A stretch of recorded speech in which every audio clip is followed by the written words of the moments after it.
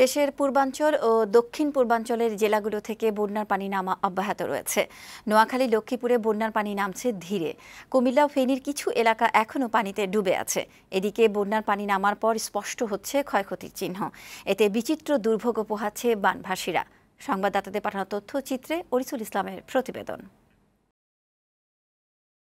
দেশের পূর্বাঞ্চল ও দক্ষিণ পূর্বাঞ্চলের বন্যা কবলিত জেলাগুলোর অবস্থার ধীরে ধীরে উন্নতি হচ্ছে। বেশ কয়েকটি অঞ্চলের পানি খানিকটা নেমে গেছে, কোথাও কোথাও বাড়িঘরে ফিরতে শুরু করেছে মানুষ। তবে তাদের সামনে এখন বন্যা পরবর্তী নতুন দুর্ভোগ দেখা দিচ্ছে। নোয়াখালী, লক্ষ্মীপুরের বন্যার পানি নামা অব্যাহত রয়েছে। এই দুই জেলার মধ্যে নোয়াখালীর বন্যা পরিস্থিতির উন্নতি হয়েছে বেশি। তবে এখনও পানিতে তলিয়ে রয়েছে জেলার ৮ উপজেলার বেশিরভাগ মানুষ। এর মধ্যে বেগমগঞ্জ ও সোনাইমুড়িতে পানি বেশি। এখনও আশ্রয়কেন্দ্রগুলোতে মানুষের চাপ রয়েছে। কুমিল্লার বন্যা পরিস্থিতির উন্নতি হয়েছে। এখনও পানি রয়েছে কিছু এলাকায়, বাড়ছে পানিবাহিত নানা রোগ। ফেনীর কিছু এলাকায় পানি থাকলেও অধিকাংশ এলাকার পানি নেমে গেছে। ফলে দুর্গত এলাকার মানুষ আশ্রয়কেন্দ্র থেকে বাড়িঘরে ফিরতে শুরু করেছে। বন্যার ক্ষয়ক্ষতির তালিকা করছে জেলা প্রশাসন। এদিকে বন্যার পানি নামার পর বের হচ্ছে ক্ষয়ক্ষতির চিহ্ন। মৌলভীবাজারের বানের পানির তোড়ে জেলার ১৪৫টি সড়কের ৩৫০ কিলোমিটার অংশ ও ১১টি ব্রিজ কালভার্ট ক্ষতিগ্রস্ত হয়েছে।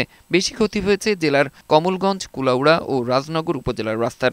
স্থানীয় প্রশাসনের হিসেবে এসব মেরামত করতে খরচ হবে ৪৫০ কোটি টাকা। কমলগঞ্জ থেকে ইসলামপুর পর্যন্ত রাস্তাটা ভাঙা, চলাফেরা করি আমরা, রোডে আমরা কোনো নিরাপত্তা নাই। বিশেষ করে বড় গাড়ি মাল চালানোর আওয়া যাওয়া যায় না। সময়টা আমাদের জন্য অনেক সমস্যার কারণ হয়ে দাঁড়িয়েছে। বন্যায় হবিগঞ্জে নষ্ট হয়েছে জেলার বিভিন্ন জমির ফসল, ভেসে গেছে খামারের মাছ। জেলায় কৃষি ও মৎস্য খাতে এবারের বন্যায় অন্তত ২০ কোটি টাকার ক্ষতি হয়েছে।